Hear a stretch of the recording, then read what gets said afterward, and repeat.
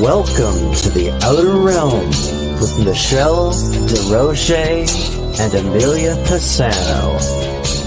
Airing live on the United Public Radio Network, 105.3 FM in New Orleans.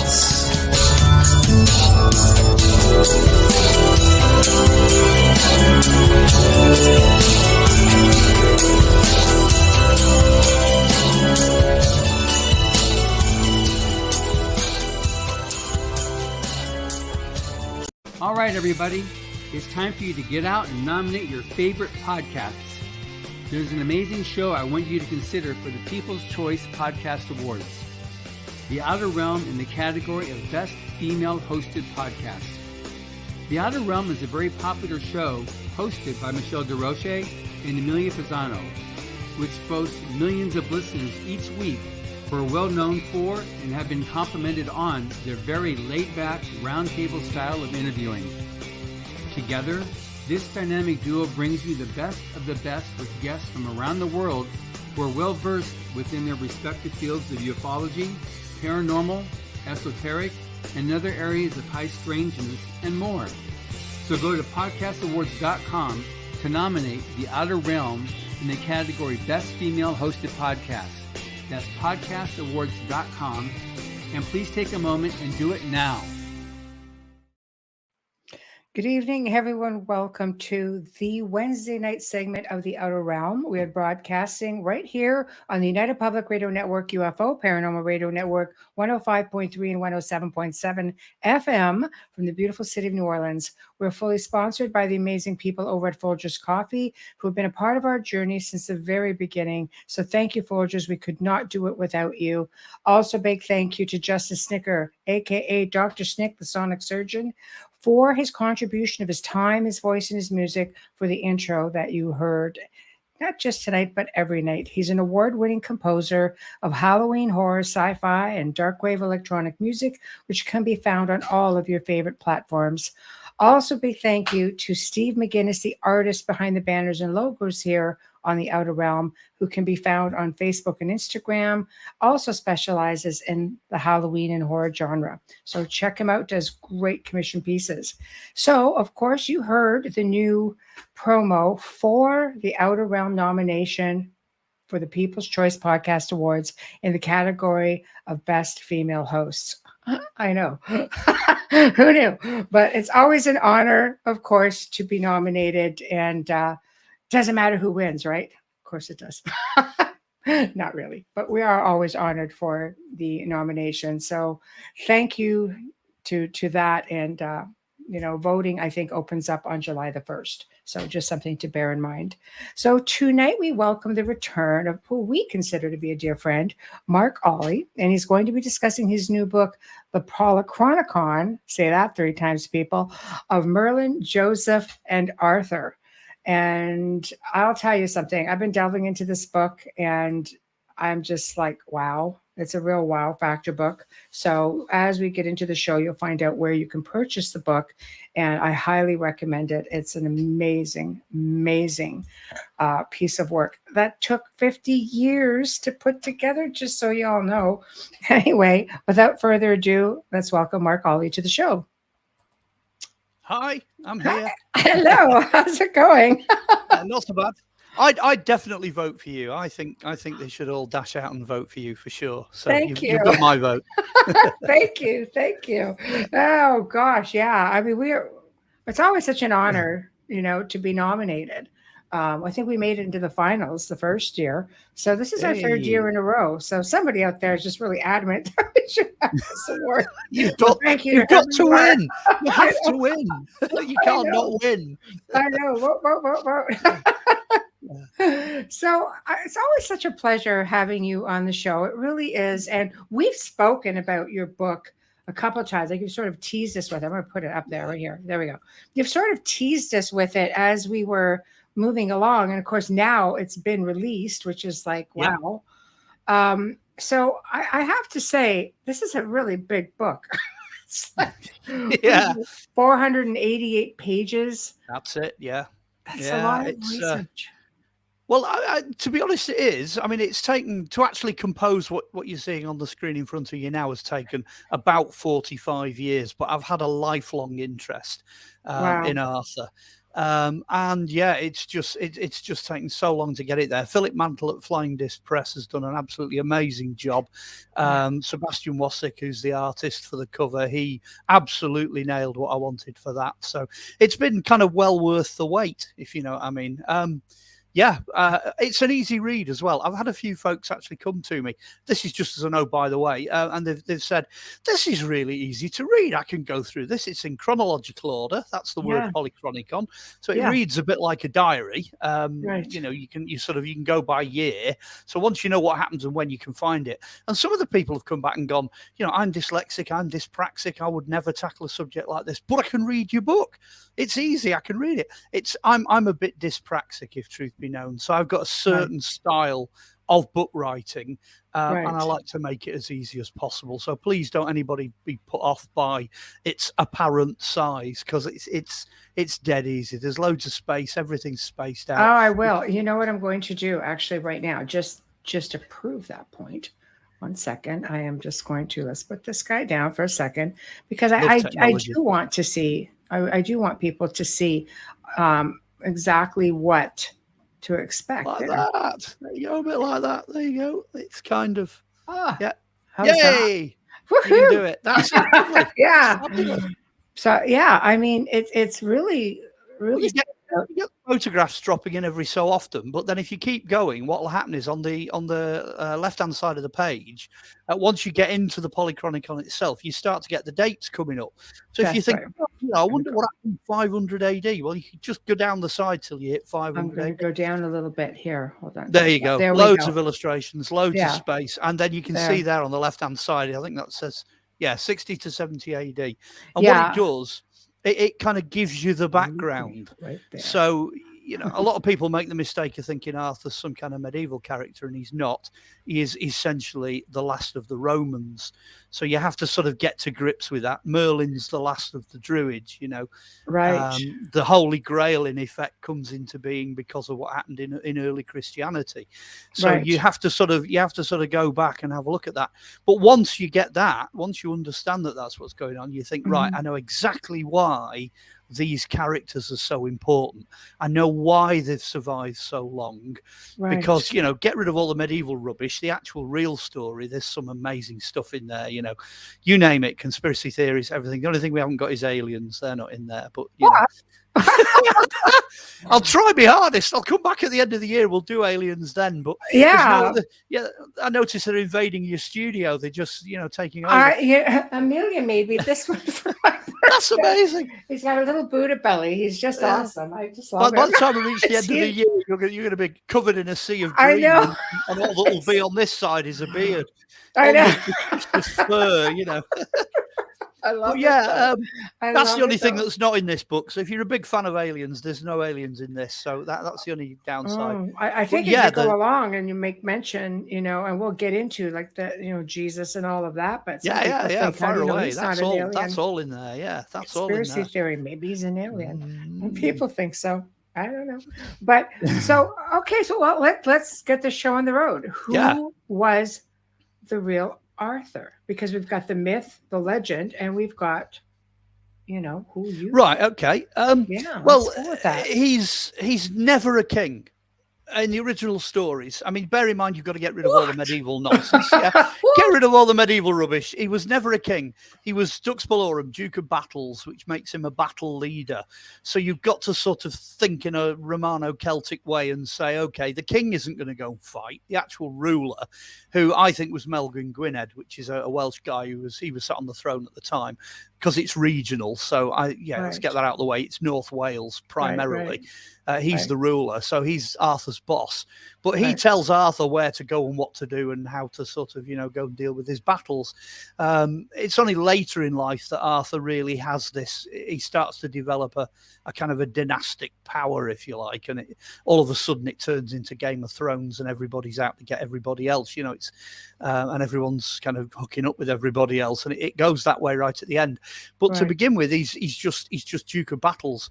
He's just a really hard, kick-ass warrior. None of his Mhm. kids outlive him. He ends up killing some of them in conflict. He has 3 wives, none of which, survive him. There is no dynasty, there's no Right. Right. there's It's no not all real glamorous. ancestry. So Yeah. yeah, but that's why he survived as long as he did. The Anglo-Saxons had no idea who the hell he was, so they just basically ignored him. So that's why you don't have Right. anything to do with the Anglo-Saxons. Plus the fact if there's some guy out there that's really kicking your ass, you're not going to big him up. You're not going to build him up. Go, oh, hey, this hero, he's battering us every week. They Right. just don't do that. But the Vikings and the Danes and the Welsh and the Irish and to some extent the Scots, they're all like, hey, we like this guy. Let's write some heroic stories about him. He almost becomes the English equivalent to Beowulf, by the time they finish with him. But Right. that's where the stories are. That's where we're at. Right. Forget, Martin Bormann's Excalibur and all that medieval nonsense. Nothing like that. Right. It's proper gritty stuff. Proper gritty stuff. Right. So he was never king. Nope. So what's the whole lore with the Pendragons? I have to mention because that one comes up a lot. Arthur Pendragon. Yeah, it goes back to his dad. His dad is called Uther Pendragon. And it comes from one of Merlin's prophecies. It's about the only thing we can date, actually, because it's Halley's Comet. Off the top of my head, you'll have to check it in the book later, but I think it's about 411 AD, something like that. You've got Merlin chatting away to Uther Pendragon, and all of a sudden this comet flies overhead. And what Merlin says to Uther is, there's a tiny comet chasing it. There's a little one in the tail. So Pendragon is the big dragon, the foremost one, but this is a prophecy that, your offspring, your child, will be the next dragon, as it were, chasing you. And that's where the Pendragon comes from, foremost dragon. The dragon is the battle standard of the Western Roman Empire. It's the red dragon. The Scythians carried it. The Romans carried it. Right. And Arthur carried it on. So, yeah. Wow. That's fascinating. I mean, I can't wait to get into the history of it. So where do we start with this? Because I've taken a bunch of notes, obviously. Yeah. You start off with 5 main questions. Yeah, I do. That's how the book starts off. So can we go through those? Yeah, go on. Yeah. Why they're so relevant? Yeah, great place to start. Right. Well, basically, at the end of the day, if you do what I realized I had to do fairly early on, and that's get hold of all this medieval stuff, which is nonsense. Most of it is utter nonsense. You know what I mean? You have to get hold of all of that and throw it in the bin, and you have to get back as far back as you can go. So anything after Geoffrey of Monmouth is nonsense, and half of what Geoffrey wrote is nonsense. Right. So then you have to sort of track back and say, okay, where did he live? When did he live? What could he actually do? And then I think the next question after that is, what happened to his legend? And then I can't remember. There's another one in there somewhere. The olding surviving. What are the oldest surviving documents? That's it. So yes. Once you've got those as your starting point, basically what you finish up with is, you can almost answer all of them. You end up with Wales, Wales, more Wales, more Wales, Wales, and that's what you end up with. It's just a no-brainer. I assisted in the 1990s with a book called The Keys to Avalon and the follow-up Pendragon, The Search for the Real Arthur, which Scott Lloyd and Steve Blake did for Element Books. Sadly, Element went bust before they did Keys to the Grail, but that would have been amazing. And basically, they realised the same thing I realised, that Wales was bigger in the old days. So the Wales they were dealing with included the Cheshire, the Derbyshire, the Midlands and everything that I'm dealing with. This is English geography, by the way, if anyone's scratching their heads and wondering what I'm on about. But it was bigger. And they also realised as well that Arthur's base, if you like, based on place names that appear in the early legends, the fact that it's all written in, archaic Welsh, and the fact that all of his family are listed as living in North Wales, then clearly, if it quacks like a duck and it looks like a duck, shoot, it's a duck. That's where he lives. Yeah. And once you start to work that out, then everything else starts to fall into place. The geography's there, the characters are there, and it works. It works. So that is one of the basic premises of the book, is that we're looking at Old Welsh, which not many people can do. Right. No, they're not wrong. Yeah, it's a really, really bizarre language. It's difficult, Yes. It took me and a lot of other people to, over many years to get to the bottom of it. It's like the Scots and their Gaelic. Yeah. Well, I'll show how nerdy I am now. There's P Celtic and Q Celtic, two different kinds of Celtic language. Right. Wales is one of them and Scots is the other one of them. And basically one relates to Ireland and the other one relates to where the Romans drove the Celts, into Wales and north, etc. It's quite important because that language group constitutes a thing called the Old North, which is the Hen Ogledd in Welsh. And the Old North was there for yonks. It was there for thousands of years. The Romans couldn't get rid of them. And it lasted all the way into the days of like Richard the Lionheart and the Crusades. There was still the Old North, in this country, basically resisting the South. So that was where Arthur was from. That was his, thing, if you like. His region was this Old North. Which goes back to like the time of the Druids and Christianity. Yes, it really does. Far back the Celts. Yeah. And happy solstice, by the way. Oh, happy solstice. Yeah, of course we neglected to mention that you just happened to be doing this on solstice. On the solstice. People, woohoo. Yeah. Yeah, I can tell it's the solstice. It's actually warm over here in northern Britain. And not raining. Yeah, there's no rain. So you can tell. We're going back to what we were just chatting about. Then, if you go back to early Christianity, basically, and then back to the Druids, a lot of what survived of the Druids tells you that their power base, if you like, in whatever country they were in, tends to be in the centre of the country, which by sheer coincidence happens to be up here, Chester, which is where Arthur happens to be. And then you've got, go. Well, you've got Christianity. Joseph comes to Britain, lands on Wirral Hill, which is where he really landed. Well, the Wirral happens to be a great big piece of land that sticks out right next to Chester and North Wales. Right. So, and then all of a sudden there's Arthur and his, capital city, Camelot, is Chester, and he's in North Wales. Right. It just, once you join the dots, dots over like 2,000 or 3,000 years, and then it makes perfect sense. So this is why that background, is, don't dodge the first couple of chapters in the book because they are crucial. The Merlin one and the Joseph one, those two are crucial. Well, and that's where I would like to go to. So Merlin, again, we've touched on that before. So what Merlin was, when I have said to you in the past, as Merlin was a real person, you're like, yes, there were 7. There are. So let's start off with the Merlin in question. Okay. Where did he fall in the 7? Okay. Well, in the 5th century, in the early 400s in Wales, Merlin was a title. So once you know it's a title, you've got the Merlin. So the first Merlin is Merlin Taliesin. Now, Taliesin's alive around about 420, 430 AD, and he is essentially a poet. So he's one of the greatest of all of Welsh poets. So you can kind of think, okay, he's a bit of a rising star. He stands out. So, yeah, he's the Merlin for that one. After that, Uther Pendragon's brother, Ambrosius, turns out to be the next Merlin. Because not only is he very wise and, very kind, he's a great ruler, he's a good organizer, he knows what he's doing. So the next one's Merlin Ambrosius. Then you get Merlin Lalogan. Now, he's Merlin dear friend. Now, he's an amazing guy. He's the guy that everybody knows from Arthur. He's the doddering old bloke. He lives to about 102, 103. He knows everything. He was born when the Romans first left Britain.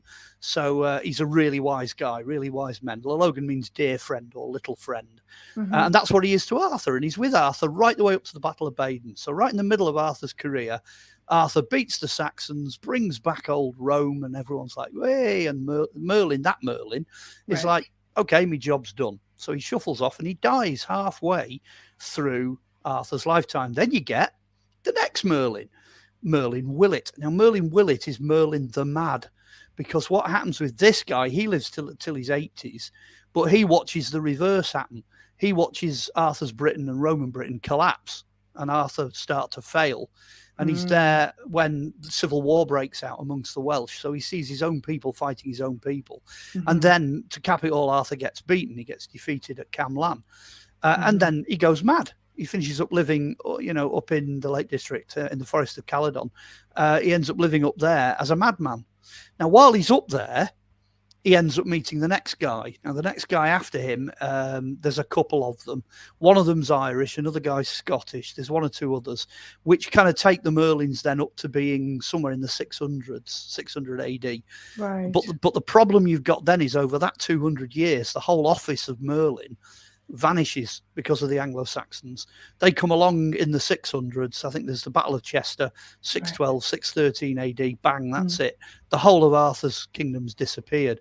And the Merlins vanish with it. I think the very last Merlin I have any records of is a guy that's in Ireland, and all of them are just referred to then as bards. They're no longer given the title of Merlin. So there's actually quite a few of them. And the main one is this Merlin Le Logan. He's the main guy. He's the one everybody associates with Arthur. But if once you know there's two of them and over Arthur's lifetime, that again, that makes sense out of all of these weird stories. And two different relationships, two different sorts of connections. And two different time periods. It also means he doesn't have to live for 200 years. Right. which is quite convenient, you know. Right. Especially if you're spending it fighting. So it seems to me that this begins then with Joseph, your Joseph character, and because that's what that goes way back. So why don't we drop back in time and start there? Because to me that is the most fascinating out of all of it. How you started here and then you end up here is like what? Well, how did that happen and where was I? Well, what you got to bear in mind is that you start with the Druids, and that's what Merlin is. So you know when the Druids as an office and Merlin as an office comes to an end, that's the end of a religion that's been going between 3,000 and 4,000 years. It took a long time to build up the Druids, but at the same time as that's going on, you've also got the rise of Christianity. Now, Christianity is all-encompassing. You know, it literally swallows whatever it comes into contact with. And this book is an absolute whiz for explaining how that goes on. It begins at the beginning because the very first Pope, Lucius, I think I'm right in saying his mum is British. So, you know, there's something to start off. Everyone's like, whoa, didn't know that. So that gets us off to a great start, because then you've got the Celtic Church. The Celtic Church is founded by Joseph in 52. That's older than the Catholic Church that's founded by Peter and Paul in 62, 63, something like that. So if you go and knock on the Pope's door, he'll tell you the oldest church in the world is the Celtic Church. That's here. So that gives the British Church and what's going on here an enormous authority, a massive amount of authority. And if Joseph came here, if he eventually kind of hopped, you know, from the Middle East through, you know, southern France, around Spain, and eventually he ended up here at Wirral Hill, there's a pretty good chance that whatever the Holy Grail is, because I think you might have noticed in the book there's about 27 of them in total. Whatever you decide the Holy Grail is, there's a pretty good chance that it's here. And if I was a betting man, I'd say there's a pretty good chance it's in North Wales, because that's where you'd expect to find it, or on the Wirral, one or the other. And then once you've got that, once you then start to think, hang on a minute, you've got the origins of Christianity here, you've got the first church here, the Holy Thorn Tree here, Joseph and his followers here, you've got the Holy Grail here. It's not surprising then that, you know, if you fast forward to some of the medieval stuff like Parsifal and that, it tells you that when he goes on a search for the Grail, which is protected by the Templars, who incidentally are mostly in the Old North, because, you know, they're under Richard Lionheart. When he decides to go in search in the medieval tale, he goes to Wales. You know, Parsifal is a Welshman. So some of what they're putting in those later legends are there to tell you that actually the early legends are right. You know, that's true. But you need that background. Grail. Okay, Grail. What is the Grail? That's the big one. Yeah, it can be a number of things. I'm going to stick with, yes, if you want Sangral, which is Viking for the, in capital letters, Grail. A Sangral is a life-giving cup that sustains a company of people. Well, the Grail, Sangral, is the cup used at the Last Supper, which I think I finished up tracing to Spain through some Islamic shipping receipts that were written in the 1200s. Honestly, it's bizarre. You've got to read the book. You couldn't. It's fascinating. couldn't make this stuff up when you actually start joining the dots. Yes. In which case, it's probably a stone cup, but it could equally as well be made of wood or metal or one or two other things. But I'm going to go with a stone cup, and it's the one used at the Last Supper. Now, this is where it gets difficult, because that means in medieval times and earlier, any cup that was used for communion could potentially then be referred to as a grail.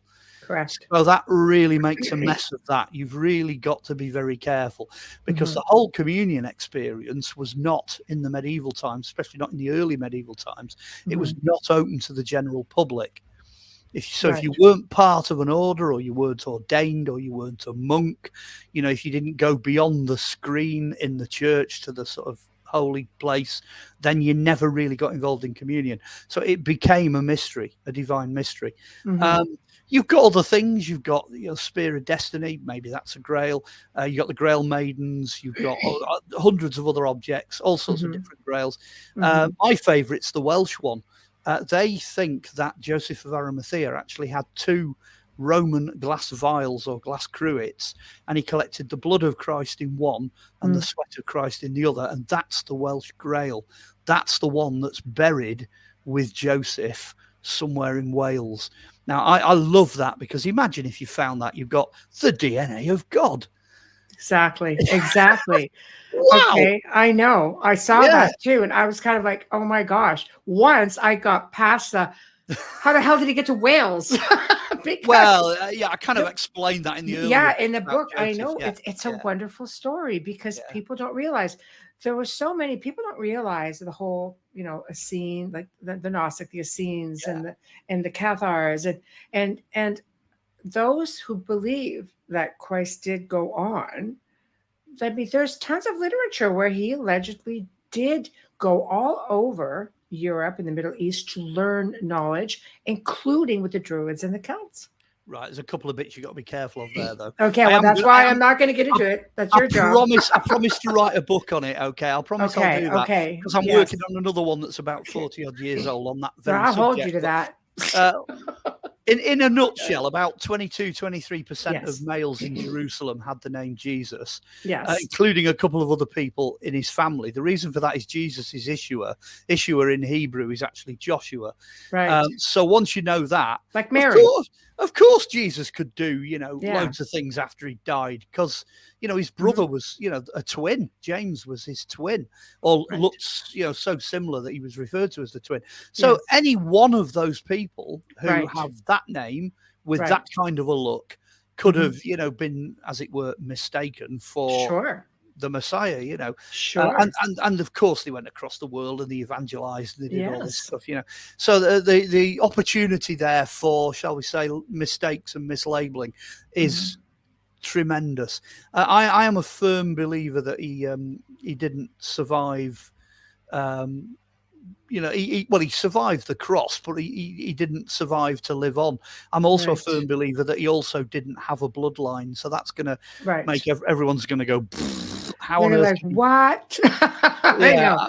And I can prove it, but you'll have to wait for the next book for that. Oh, come on. No, I can't possibly tell you that. I'll tell you what. Really. When we tackle the Templars, I might drop a few things. Okay, because that's the next show. Yes, it is actually. Yeah, let's do Templars. Yeah, we moved it. Yes. So I think it's fascinating, though, that Joseph of Arimathea did make the passage north. Yeah. With Mother Mary, with the 3 Marys. Like, there's a whole lot in there. Yeah. And the fact that he took with him was believed, like you say, to have the blood of Christ. Yeah. And settled up there, and I guess brought with him Christianity and had a settlement of his own. And this is where it gets you into your Gnostic and I know. You're going that way, because there's no definition of what early Christianity was. Right. Certainly for the first 100 years, it was an offshoot of Judaism. It was a sort of messianic version of what you find in the Old Testament. Because people forget, these labels that pop up. Yes. They just pop up after the fact. You can't engineer them backwards. pardon me, I found an interesting reference that said the first place they were called Christians, which was actually an insult, was here in the UK. So, it makes it very strong that the Celtic Church, that's where that label came from. Right. Christians, followers of Christ. Mm-hmm. But then even that, you've got to have the whole idea of who Jesus is. You've got to have the Christ consciousness thing. That's got to be breaking out everywhere just for that label to stack up. Mm-hmm. I'm dying to do the early church, in this book I'm working on now, because it was very different in that first century. Very, very different. Much different until Constantine came in and. Well, yeah, that's in the chronology in the book. So we're not off topic. Believe me, that's why. It's there. Yeah, it's there. Yes. I've whizzed through it in the book. I mean, obviously the book could be thousands and thousands of pages, but it will give you a basic, over time overview of what's developing and how it's developing. I mean, we had Christians up here in the 70s and 80s AD. So, we've got archaeology to support that. Anything between sort of 70 AD and 170 AD. Right. We've actually got physical evidence they were here. And it, that's pretty remarkable, considering, Jesus gets crucified in 36, Joseph's here in 52, 53, 54. The first church gets founded, and within 20 or 30 years, I can hold a piece of archaeology that shows the Christians were here. It's actually a casket handle off a burial that shows two kissing fish. It comes out of a Roman temple up here. And that's a Christian burial. It's a type of Christian burial. So that's fascinating. It's all in that book. It is, and you touch a lot. You touch a lot on the relics as well. I love that. Yeah, I love relics. When I was putting the book together, I thought, you know what? When I start talking about the early church and I get into all that, and I start doing the next book, I'm not really going to have enough time to plow into all of these relics and find out where they went and what happened to them. But that's what Arthur did when he became the ruler, when he became the person that was, controlling this region, and everything was peaceful and quiet and everything was okay. Then he went off on quests. He went looking for things like the Holy Grail, but he also went looking for a lot of the relics. So I thought, you know what, I'm going to do the same thing because it's quite pertinent to where a lot of these relics end up. They're ending up. Quite a few of these things finish up sort of parking up in the Old North. Right. So you can clearly see why he went off looking for them.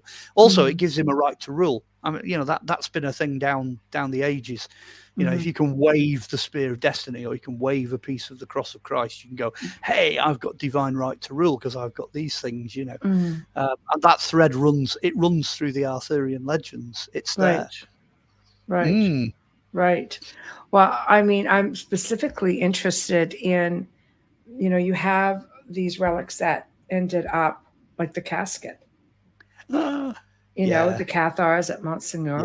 Yeah. I'm not 100% certain what was in that casket, but there's always a but. If I was a betting man, I would say probably something similar to the Dead Sea Scrolls.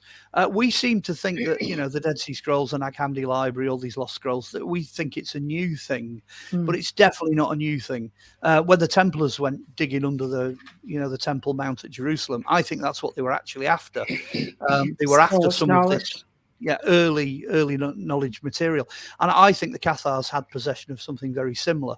When you look at what they valued and what they were and the way they built their religious outlook, you think this looks more like Gnosticism. It's early Christianity in a different form. So then you've got to ask the question, where did they get it from? Where did it come from? So it must have had its origins in people going, back into Jerusalem and the Holy Land on pilgrimages, which they did for 1,000 years before the Cathars. People forget that as well. When I was doing this book on Arthur, there was, somebody's account from the 300s where they'd gone over, and then somebody's account from the 400s, and then the 600s, and then in 700 and something, this Saxon bloke went over there. And, by the time you finish, you think, well, they were just constantly going over there all the time. The pilgrims never stopped. There wasn't a break in that period, you know. Right. The same would have been true in the 500s when Arthur was alive. You know, it's said that Sir Gawain went over to Rome and then went on a pilgrimage and then came back. Well, Gawain's, you know, Arthur's #1 general, and he's also Arthur's cousin, older cousin. So that input is constantly there. It can't be ignored. Well, I think the Holy Land was an intriguing place for anyone of power. It still is. I mean, even, you know, you get into back at the time of World War II. Yeah. Go down to south of France, places like Chateau, Monseigneur. Like, I mean, Hitler himself was looking for the holy relics. Yeah, searching for the Grail. I would love to know what his concept of the Grail was. It's okay to just use that word Grail, but it's a bit kind of throwaway, if you know what I mean. I think he was just after everything. Do you know what I mean? Whatever he could find. Oh, absolutely. You know, and do you know there's probably still things out there that he found and then he hid again. You know.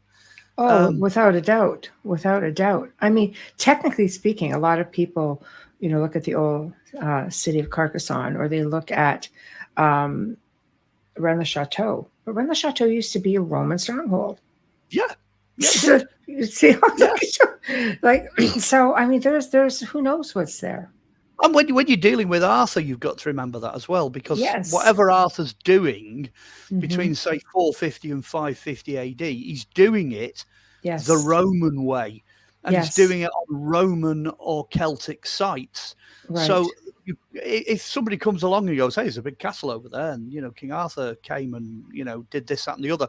If that castle's isolated and there's no other archaeology to support its existence before, let's say, the Normans, about, you know, 1000 or whatever, 1050, if there's no archaeology before then Arthur never went there. It's that simple. If you don't have the Roman stuff to back it up, then clearly it wasn't there then, you know. You've really got to dig deep to make sure that your dates... I mean, there's a couple of guys over here, they're fabulous. They really dig up all this Arthurian nonsense, and I do slag them off in the book slightly, but I'm not going to name the names here.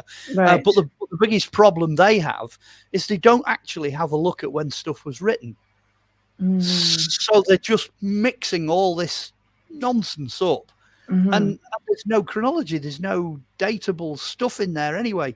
So they're pulling stuff that was written in the 1600s and merging it with stuff that was written in the 900s, and you can't do that, you know.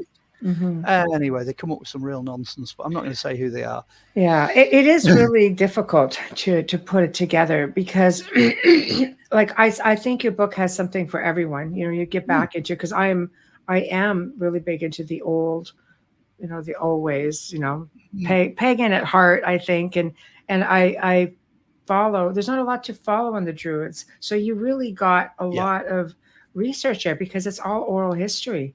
Yeah, everything in the Merlin section covers Druids. Yes. And what's in there is pretty much everything there is to know. You know, every quote that has survived is in there somewhere. I'm the only person, I think, who's made sense out of how that then ends up flowing into Romano-Celtic. That flow, you'll find there's no break in the book. It just runs straight in. Oh, it's great. And then it explains how the stuff that is, you know, Celtic, Wiccan, pagan, whatever, how all that material then literally gets sucked up by Christianity. I've actually quoted the various popes and the various people in there who say, hey, you know, if that site's being used, you stick your church on it, you know, or whatever, but don't destroy what's already there. That's the kicker.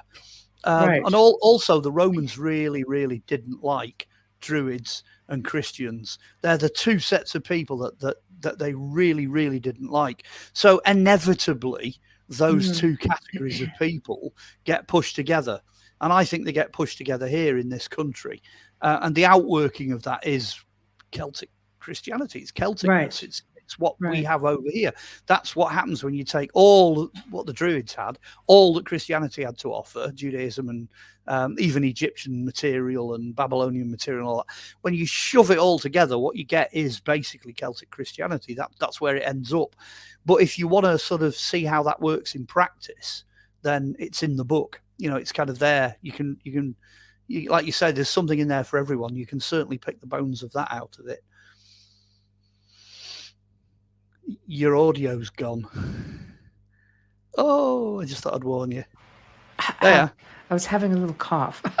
Okay, that's all right. Yeah, but I would say it's still evident today that it's still very strong in the mixed cultures. You know, the whole Celtic architecture. Just if you look at that alone, not counting anything else, you could see it's still very strong roots in your country. Well, it comes out in Arthur. It comes out in the Arthurian material again, because when you look at Arthur, a couple of generations back, he's got somebody Spanish. His mum is French. He himself is living in part of Wales that is heavily influenced by the Irish. So by the time you finish, nobody can sort of go, hey, you know, he's English, his DNA is English. You can't do that. You just can't. Arthur was multinational, but he was also multi-religious as well. He was part of this enormous melting pot. You know, the Romans brought so many people over here. He had a lot of contact with the Scythians. He had a lot of contact with the Picts. He had a lot of contact, obviously, with the Welsh Celts. So, you know, Arthur's outlook would be very different from ours now. And that comes out in the book as well. You can't sort of go around saying, oh, this is the way, this is the way, this is the way. You can't. You've got to put yourself back in his shoes. And then you suddenly realize that nobody's got the monopoly on truth. You know, it flows. It's a flow. But it's the fact that you can still see actual evidence of these things. Like, we have some pictures we could show that you sent along. Just because I just find it so interesting. I'll put them up. Yeah. You tell me. Let's see what happens. Happens. Let's just go with that. Okay, 1 second. Make this a little bit smaller. Oh my goodness. If you do it quick enough, you can hide your audio as well. I might. You can have a jolly good cough while I drone on about photographs. Go on. I know. I'm looking forward to this. Oh my God. I've had a day. And it's early over here. So I shouldn't be having a day right now. There we go. Here we go. Okay, that's Dinas Emrys, which is in Snowdonia, and on top of there is the archaeological remnants of a fortress that date exactly to the period of Vortigern and Merlin as a youth. And there's been early Christian remains found on there as well. And there's a pool up there, a circular pool, exactly as the legend of the fighting dragons in the vision of Merlin gives it. Because it says that the red dragon is fighting the white dragon, so it's the Saxons versus the Welsh, and they're fighting, and they fight in this pool, and they do it on top of that mountain. So it physically exists. The archaeology physically exists. It's all there. It's said that the wise men of Wales are buried at the base of it, and it faces Saigon copper mine, which is one of the biggest copper mines in Wales, which certainly would not have been lost on the Druids because they kind of administrated and looked after the copper working in this country.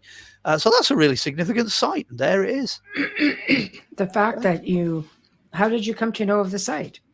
Because you don't hear, I've never heard about any of this, and I have followed along. You need to get what people have had to say. Well, that's part of the key of the book as well. If you've got the book, then you've got the means to do that. You've got the means to go and find other material and find these locations. You can go and search them out. I mean, if you just read in a book and it's got all these fancy kind of medieval names in, you're not going to have a clue where it's set or what's going on. I discovered that because, apart from the fact it's written into some of the legends, it's on the map. The Welsh know about it, so obviously it's known of over here. And then lo and behold, as an archaeologist, I got hold of the archaeological reports and the material that goes with it. There's no doubt about it. On a worldwide scale, you can pretty much nail that as being Vortigern's stronghold in the story.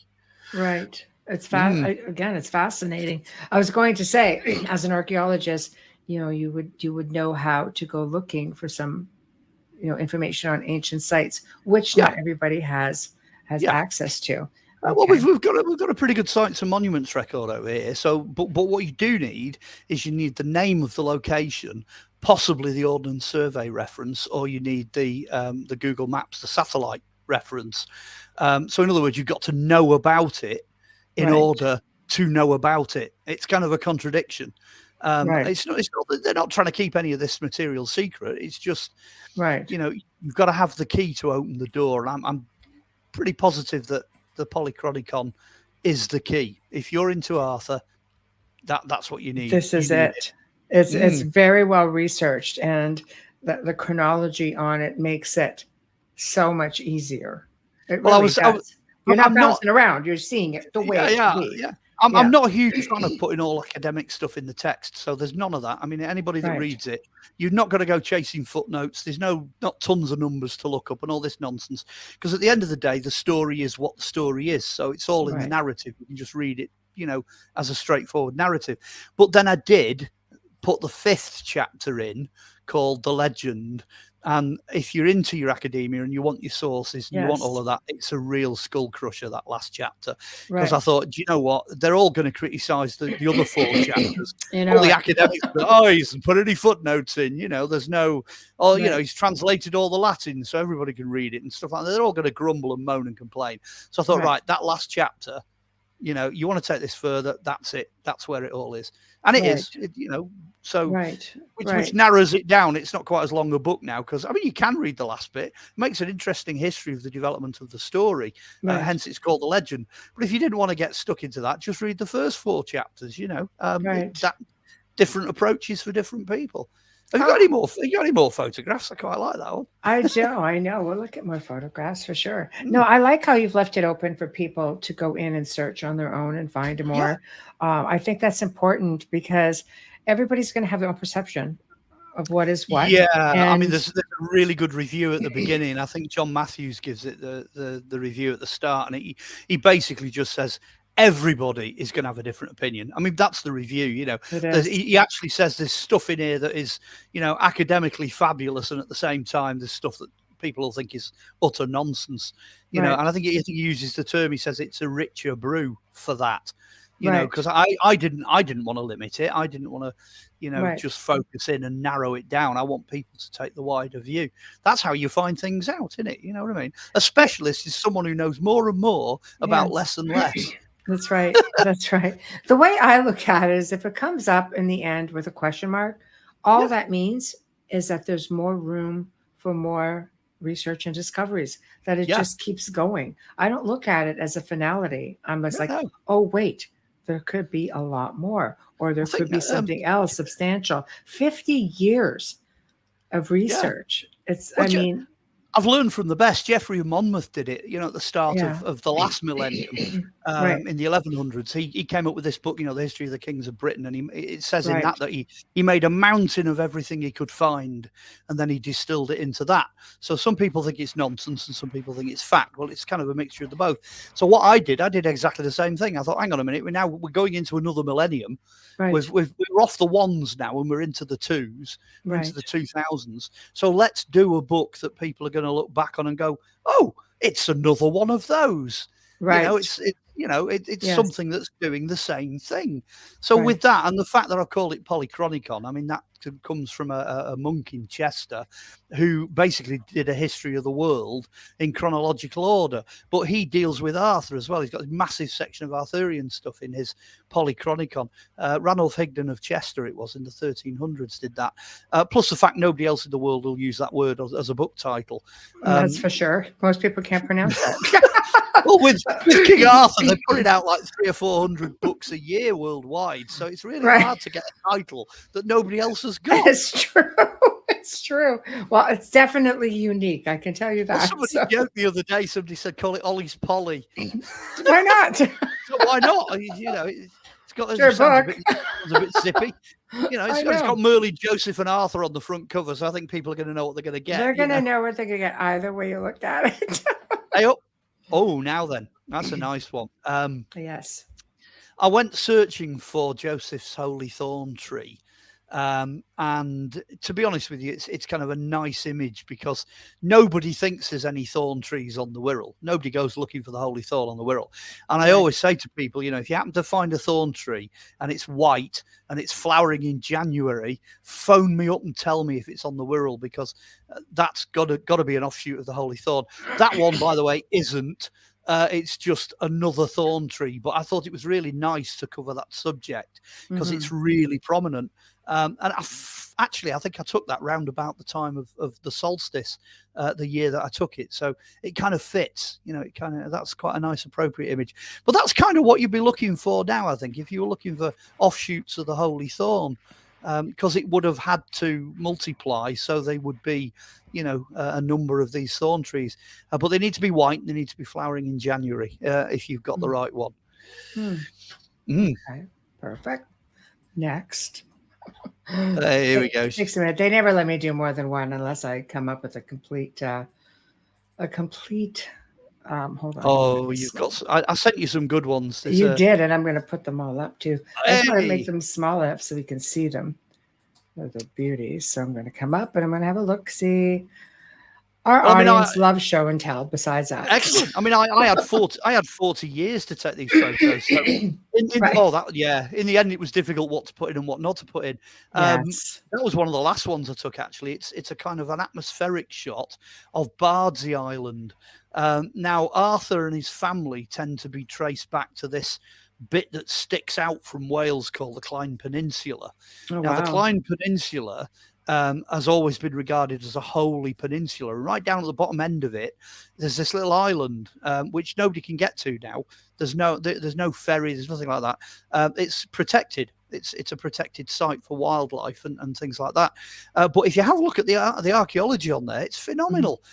There was loads of holy settlements. There was a Celtic church on there. There was a mini monastery on there. That's where, in the final analysis, the two Merlins, so Lologan and Willett, are supposed to be buried on there. Oh, wow. They were taken there to be buried when the Saxons had started invading. So basically, they took them to the furthest point away from danger they could.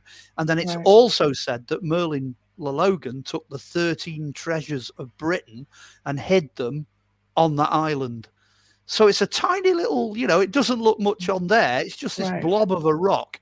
There's one building on it and it's stuck out in the middle of the ocean. So you'd look at that photo and think, why on earth has he put that in? And yet it could potentially be the most important site in Arthurian Britain. There's going to be stuff on that island that's going to, make your hair stand on end and your eyes pop. But, and this is the big one, you can't get at it and you can't just go digging on there. So that's what I was going to ask you from an archaeological standpoint. Is it protected? Oh, totally. 110%. The whole island's basically grade 1 protected. But if, let's say, for example, and I'm going to put it out there, if somebody, was to come over here, whatever, somebody who does things like Curse of Oak Island or, Skinwalker Ranch. Oh, that's Prometheus. They do Ancient Aliens. This is a big plug, this. If they came over here and they commissioned me to do the Arthurian story, if we did the search for Arthur would be or whatever. Special permissions, special permits. I could geophys that. And I've also got access to radar that they don't have access to, that could produce underground images of that island without disrupting or disturbing anything. Yeah, without touching anything. Yeah. Right. So I would love to do that. I would love them. Would you want to though?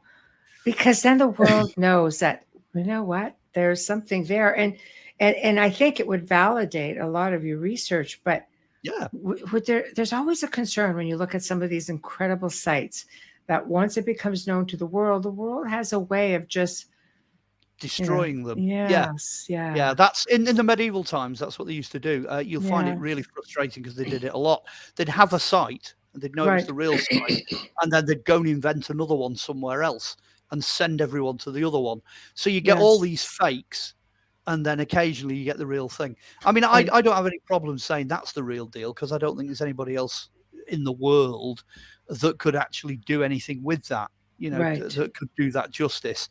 Because you'd have to be an archaeologist, you'd have to have access to the technology, you'd have to do it a certain way, you'd have to get the permissions, you certainly have had to do the background work on it and all the rest of it. So I'm going to stick my neck out. I'm 80% certain that probably me and my team might stand a chance, but I don't think anybody else would stand a chance in getting close to that.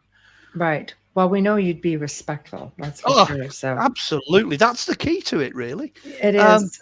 It goes beyond knowing what you're doing. You've got to know how to handle what you discover. What you find. But I can't. Nobody's going to go poking around on that anytime soon, because I took that with a zoom lens. Right. It's miles out in the middle of nowhere. Well, And you did a darn good job. that was on a good day as well. You want to see it on a bad day when the weather's dodgy. Oh, out your neck of the woods. Yes, I believe that. I've been. All right, here we go. Next. It's nice to be seeing these things. Oh, that's a Long Valley view. I sent you a Long Valley view.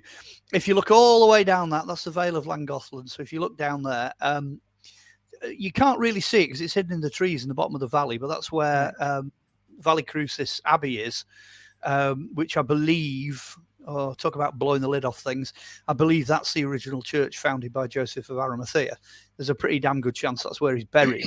And what you're looking at, that bump, if you look right to the horizon, you'll see there's a distinct bump on the horizon there with a building of some kind on top of it. Yeah, that's it. That's the Grail Castle. It's Dinas Bran, the Castle of the Crow, or it's also known as Castle Corbenic, which I believe is the last place that whatever the Knights Templar in this country regarded as the Grail, it's the last place that they held it, because it was attacked by the Welsh in the early the Welsh were defending it. It was attacked by the English in the early 1200s. And when they got in there, the Welsh had set fire to it and burnt it and destroyed it, most of it, including a tiny chapel that's in the middle of the castle. And it's the chapel that the castle appears to have been built to protect. So it's a really unusual site. Again, give me tons of radar, give me tons of geophysics, loads of tales of secret compartments and hidden caves and tunnels, and another protected site. Oh yeah, totally great one. I mean, it's. I think in England most of your sites are protected, even when somebody discovers something. Yeah, well, a lot of the sites are protected. We've got this grading system, which if it's 2-star or 1, it's protected by the government. But sites in Wales are double protected, because the actual Cadw, the Welsh archaeological history people, they super protect their sites. They are really on it. But they're so old. I mean, in England, they're like, we've got some old stuff, we'll kind of look after it. Wales, they're full on, absolutely full on. You don't go poking around any of the Welsh sites, or you will find yourself in prison. Right. There we go. Okay. All right, hold on. We're going to go to another great photo, that one. I'm glad I sent you that one. I've got loads of photos of that castle, but that's one of the best ones. Oh, yeah, it's a beaut. Okay, now I think we just saw... Okay, it's probably worth telling people as well, all these photos, I know the book's only black and white, but they do all appear. Every photo I've sent you in colour appears in the book. They're all in there. Yeah. Right. Yeah, they do. I have seen them. Yeah. Okay, 1 second. I'm just going to come in, stop this one, take this one out, bring in the next one. Oh, I know. Okay, so this is... You're doing very well, considering your computer decided it was going to update at the beginning. So, anything could happen. Anything goes, I know. Yeah, all right, going on to the next one. Nothing's dropped into cyberspace yet. But, not yet. Not yet. No, I'm doing all right. All right, I'll go again. Unfortunately, it's just a darn slow process of just trying to get it all up here, but they're just amazing photos. So, all right, this is a good one. I like this one. Now that is a good one. It looks like a really bland, flat. What on earth has he put this photo in for? Because it's a little bit of forest and a few fields and a bump. Yeah. Well, the key to the bump is that for a very, very long time has always been known as Mole Arthur, which is the fortress of Arthur. It's in the Clwydian Hills. It's in North Wales. It directly faces another hill fort, which is in a Safalec Caergae, which is this other fort. So it's like you've got Arthur's home, which is what that is. That's his home fortress, facing what later becomes Avalon, which is this other fortress. And you could literally stand on the top of that and wave a big flag, and you'd be able to see it on the other fortress. They face each other. But on top of that, when you get on Google Earth, you do let's have a look at what's up there. You find that there is, in fact, a circular fortress from the times of Arthur. Again, go to the archaeology report. Lo and behold, geophysics has shown there's a big banqueting hall up there, the remains of a big timber banqueting hall. It's got all the features you would expect for the time period. Perfectly fit Dark Age Britain. Absolutely, 110%. I think the name Mole Arthur only appears in the records in the 1600s as being written down, Right. but that's not the kind of site that the medieval folks would have made up. You know, they're not going to. It's not some impressive castle. It doesn't belong to anybody important. You know, it's a bump. It's a bump on the skyline, and that's the point. You know, but the archaeology's there. Everything fits. So if you want to know where Arthur, you know, went home for a butty and a cup of tea, that's where he went. That's his home. That's where he lived. Wow. So I mean, we're getting into, you know, medieval times. Like which era would this have been? Well, the hill fort is what's known as Romano-British. So you're looking at a time period that began towards the end of the BC period and then ran through to the end of the Romans. So, you know, if I was to take a stab, maybe they were settling the top of that somewhere between 1000 and 500 BC. They would have started building structures and settling it. But the key to it is the last structures, the later structures, they could drag on to the 400s, the 500s. You know, it only went derelict when the Anglo-Saxons took over in the 600s. And that's the key. That's the kicker. It's very similar to the other site where Merlin was, you know, in terms of what's on top of it. Very similar. Because, throughout Europe, I mean, through thousands of years, they just build over top of everything. Yeah. So it's so difficult to, you know, the fact that you could find this information. Well, they've surveyed what's left of the ramparts, the walls, the circular battlement, and the entryway, and that's clearly an Iron Age hill fort. There's no doubt about that at all. But through doing the geophysics and the archaeology on top, the later layers, if you like, the last layer is clearly, you know, Dark Ages before you kind of hit it going derelict, which is precisely what you'd expect to find. You know, it's brilliant. Yeah, I'm glad you put that one up. Oh yeah, I'm putting them all up. Never mind, they're great pictures. Yeah. What's that? We've got some great ones coming. I know. I know. Yeah. I couldn't really pick anything specific because there's just so much really good stuff. There's three that I really want you to put up, which I'm hoping you're gonna. I think. Well, if you sent it to me, it will come up. Oh, definitely. I promise. Okay, here we go. Bam, bam, bam. Oh, now then, Main Whale. That's interesting. You can go all over the world, and wherever you go, that is the only physical object with a direct association to Arthur. Okay. Now, there's a historian lived in North Wales called Gildas, and he's a historical character. He actually existed. He wrote a book called The Life of Arthur. He had a very big family, and one of his brothers was called Whale. Now, Whale actually had a mistress that Arthur rather fancied. So it turns out that Arthur steals Whale's mistress in the story, and they have a massive bust up, an enormous scrap. They fight over the lady, but Whale actually is a pretty damn good swordsman, and he injures Arthur in the leg. So Arthur says, look, we're never to talk about this ever again. Do not talk about this ever again. As time goes on, Arthur, you know, kind of has his way with the mistress. He settles down and becomes a ruler. Whale then pales into insignificance as he gets older, but then starts to talk about what he'd done to Arthur. And Arthur just says, look, that wasn't the deal. The deal is you don't talk about this, so I'm going to chop your head off, mate. So he sticks him on that rock, brings down Calderbolg, Excalibur, whoomph like that, and chops his head off. That's the rock it's said to have happened on. And it's always been next to the old bank building in Ruthin in North Wales. You can see the plaques on the wall behind that explain exactly what it is. And it's always been there. It's a prehistoric boulder made of limestone. But that flat top, you know, the story that's associated with it, that story was only written down in the 14 and 1500s. So it goes back a long way. And Gildas is a historical character. Therefore, you can assume that the rest of what goes with Gildas is reasonably historic. But as soon as Arthur chopped Whale's head off, Gildas took the book, The Life of Arthur, and he threw it in the River Dee. So we don't have it.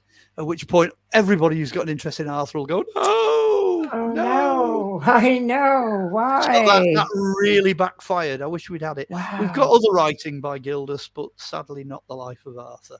Wow. So there you go. And that's that rock. That's what that rock is. And it's funny, you made mention of the sword that we all know as Yeah, Excalibur. And what was yeah. it really? Well, it's Calibolg or Caliburn or Caliburnus if it's Latin, Right. and it's known as the flashing one. If you can find the shot of the lake, there's a shot of a lake with the sunset going down, a big orange kind of sunsetty thing. That'd lead nicely into talking about the sword, Okay. because Let me look. Sunset over Bala Lake. Is that the one? that's the one. That's it. Fabulous. All right. It's So oh, I that is can tell you beautiful. about this. Okay, one second. I mean, it goes. I can tell you while you're finding it because it goes back Yeah, to the yeah. story It's- about the sword in the stone. Well, Okay. it's not some medieval thing shoved in a metal anvil in a churchyard. That's all the nonsense. That's where it ended up. What they used to do to create bronze swords was they'd have two halves of a stone mold, and they'd pour the bronze into the top and then split the mold. So you're pulling the sword out of the stone, out of the Right. stone mold. Which is exactly what all the ceremonial swords for the rulers of North Wales, that's what they did. They were all given their own bronze sword. Now, at that point, any kind of ceremonial sword then becomes redundant because we know that everybody else is using iron. So he also had a couple of gladiuses as well. So he has a number of different swords. The ceremonial one, though, can't be passed to anybody else. Mm. So because the last battle, Camlan, is in Wales, on the way back, they go back to where Arthur was taught swordplay at this villa. There's a Roman villa on the side of Bala Lake. Tons of archaeology. The book, it's all in the book. And this is the villa of Hector, where Arthur was taught to sword fight. Well, you just walk down the hill and you're on the edge of Bala Lake. Now, it's an obvious place to throw the sword because it's hundreds of feet deep. And there's loads of mud at the bottom of it. So you're not going to get anybody diving into the lake anytime soon going looking for it because it'd just be a nightmare.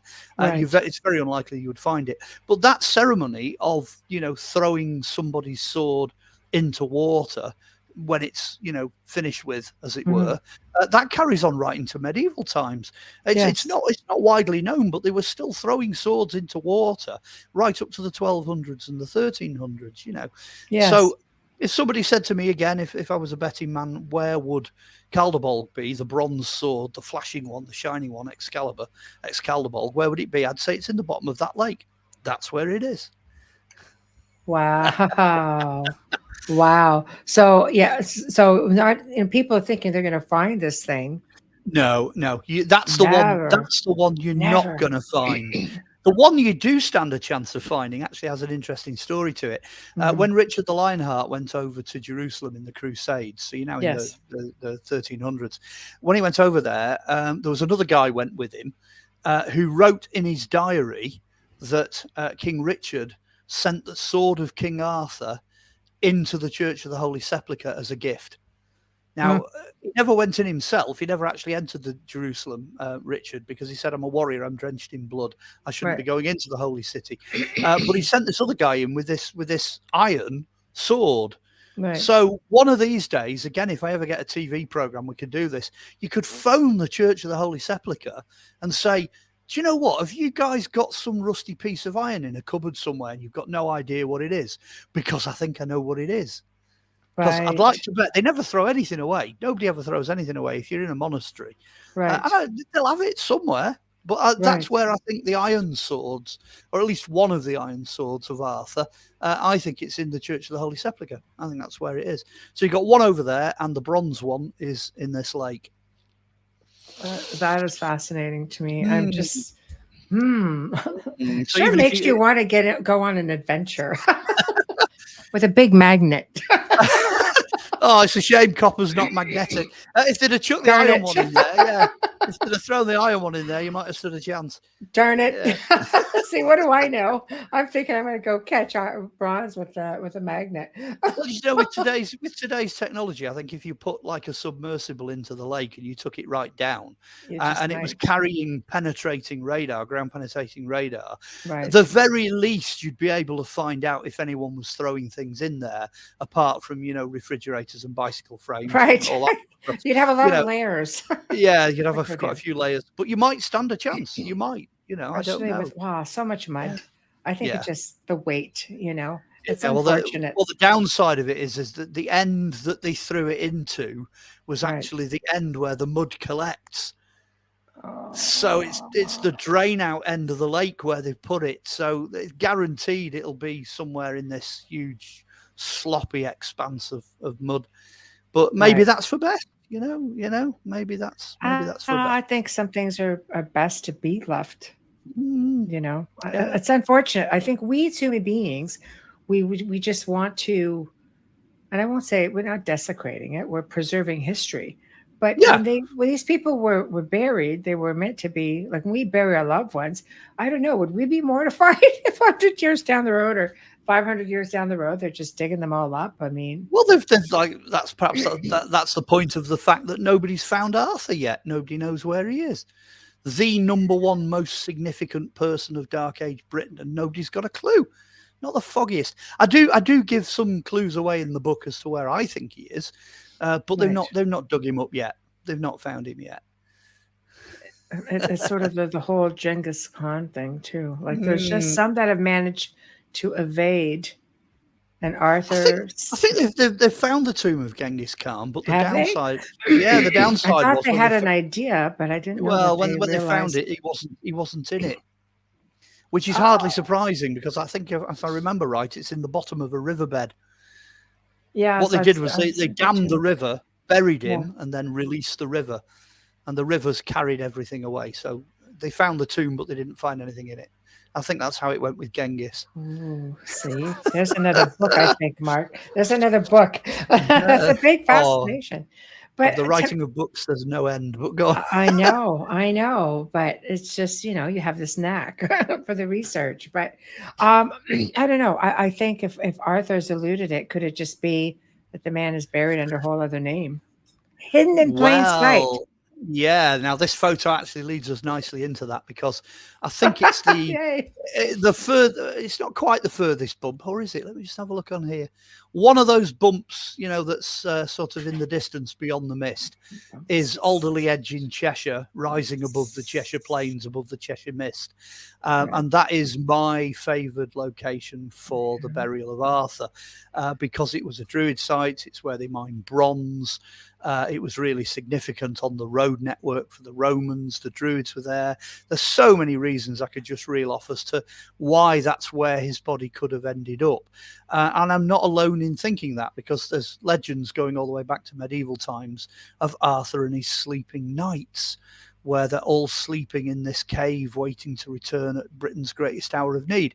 That legend can be traced back at least 1,000 years, 500 to 1,000 years at that location. Really?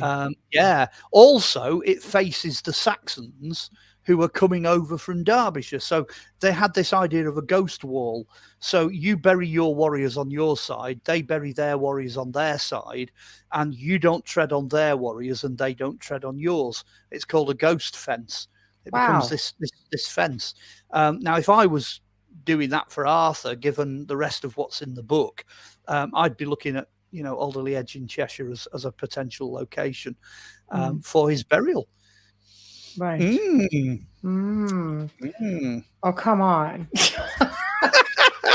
Well, it's just nobody's found him yet, but that's where I'd be looking. Yeah, it's really frustrating because you'd love to get up there with ground penetrating radar and. It is. The only thing that stops it is the budget. I need someone to commission it. That's what I was going to say. Like, it's such a costly endeavor. I don't think people realize how costly of an endeavor that is even just to do something like that without digging, without doing anything, just that in itself.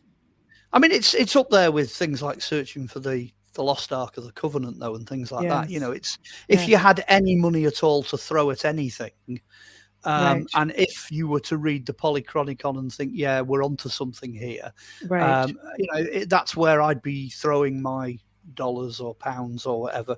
I'd be quite keen on trying to get to the bottom of this one because it is a 1,500-year-old mystery, but it touches on so many other subjects. You could sort of go off and try and find out what the real Grail is. You could go off and find out what the Templars' connections were.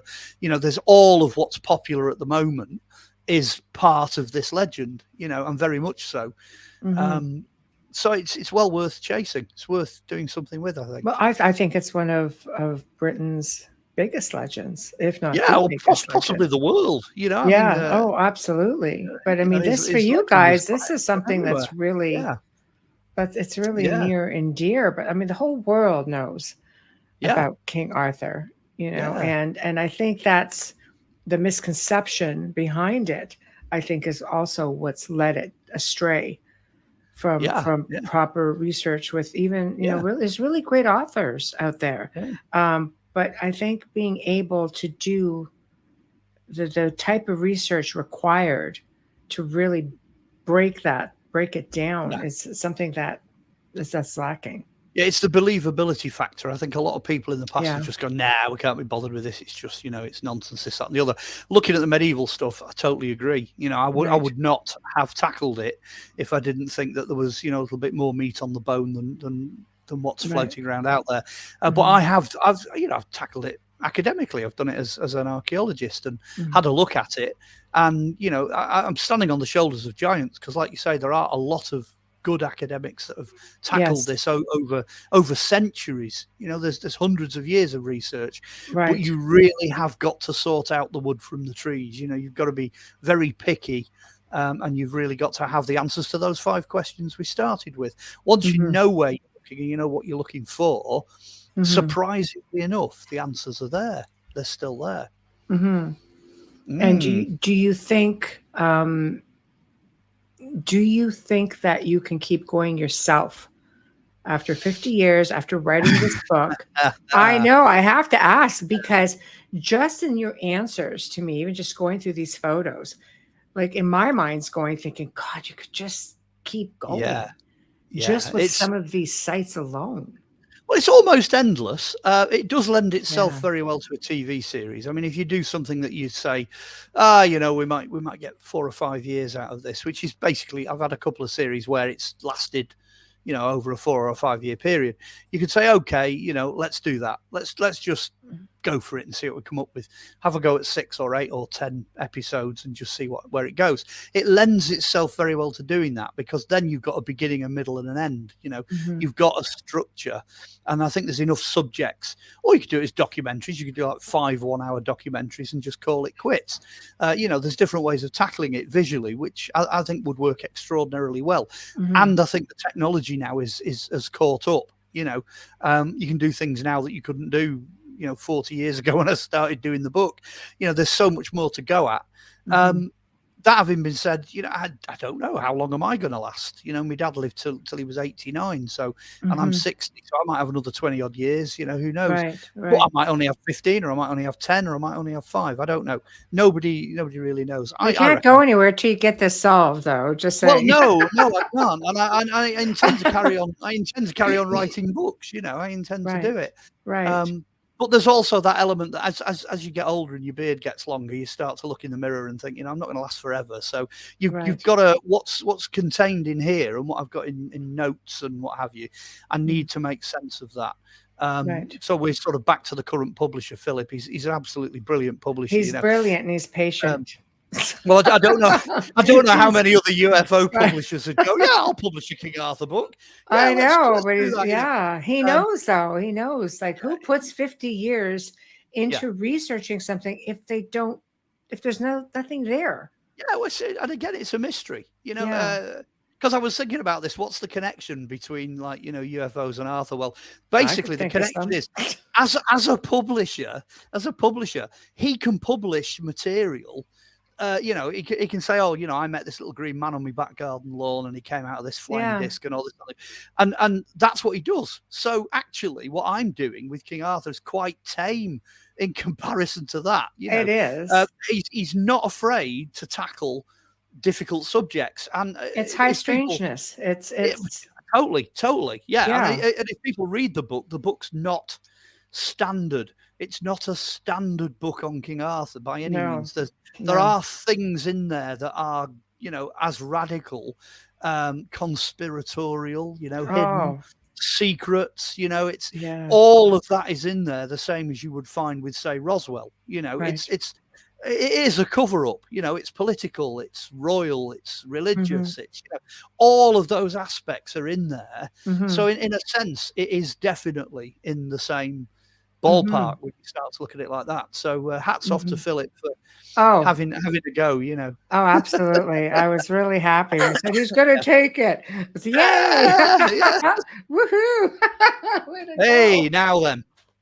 Shrouded in cloud on the right-hand side of that, as you're looking Yeah, at the this is the screen, as I'm last looking at the one. screen. Yeah. Yeah, there's like a sort of a mountain that disappears off. Yes. That is, if you like, the spiritual and physical centre of North Wales. It's Mount Snowdon, and everything to do with Arthur revolves around that mountain in one way or another. North, south, east, west. It's getting me now. You've given it to me. All the way from America. Wow. Yeah. So yeah, that is, if you like, the sacred epicenter of everything. It's Yes. certainly Snowdonia was a territory that Uther would have known, Ambrosius would have known it, Merlin would have known it, Gawain would have known it, Arthur would have known it. All your primary characters, all the Knights of the Round Table, all the adventures that Percival went on, and all the quests and all that sort of thing. If you wanted a central point, This is it. that's it. That mountain's it. That's Mount Snowdon. It's it's one of the highest mountains in Britain as well. So why not? Why not have that as the ultimate center? And if people are really clever and they look really careful, they'll notice the middle bit of that photo is actually what's in the background on the front cover. we sneaked it in, you see. So that's a little known fact. It's actually that slope that's on the front cover is that bit of slope. No, we'll make sure we put that up again. Right. Yeah, go on, throw the cover up again. If Okay, you can we find will. that. I'll do it. I'll do it right now. You'll notice straight away that actually the photo in the background is that. Yeah, so we're going to put this up right now. So I mean, the cover is genius. I mean, I'll explain the cover as well, because there's a lot going on in there. Oh, absolutely. Yeah, you can see there. You can see the slope of the mountain in the background very clearly. That's Snowdon. But then the implication then is that these three characters here are in Snowdonia. So lo and behold, archaeologically, after a lot of study, right, under the name Merlin is the figure of Merlin. That's what Merlin would actually have looked like. That's based on a tombstone of a druid from the Romano-Celtic period, and several others. So archaeologically, with the help of the artist, we reconstructed that for Merlin. Joseph is the guy in the blue with his two cruets, which I mentioned earlier, the blood and the sweat. Yes. Well, he's a religious dissident fleeing from persecution in the Middle East. That's what he is. In reality, he's trying to get away from the Romans because they want to kill him and all the other Christians that are being a nuisance. So he flees across here to North Wales, and there he is. That's more than likely what he would have looked like when he first landed. And then, of course, the guy in the middle, good old Arthur there. He's wearing Scythian armour, because we had Scythians at Chester, Lancashire, up in Ribchester, and various other parts. So they were his number one, like SAS warriors, his number one troops, that were, so he would have gone for Scythian armour. But some of the Welsh legends tell you that his heraldic colours were broom flower yellow and pine needle green. So if you have a look, his overkirtle's yellow and his underkirtle's green. Right. So that cover is probably the first and only time anybody's attempted to really nail what these characters look like, and then stick them in the geography. And then, of course, because the Grail is the Grail, and the Grail is many things to many people. Right there it is in the bottom right-hand corner.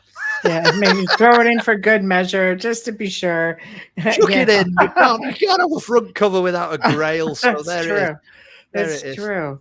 So yeah, he definitely does not fit the bill of the traditional legend type, what everybody envisions Arthur to be, with the big dragons and the banners and everything else. Like he's a